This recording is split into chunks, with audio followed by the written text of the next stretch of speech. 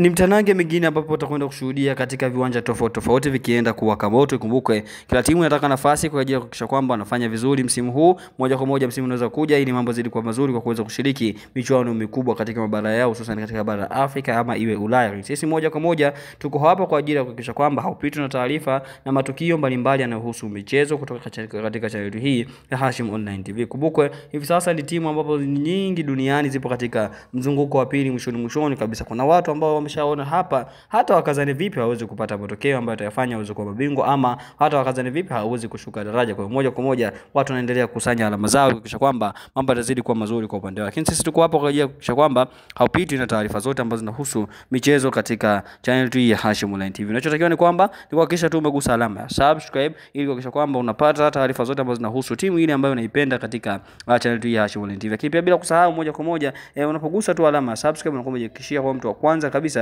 kupata taarifa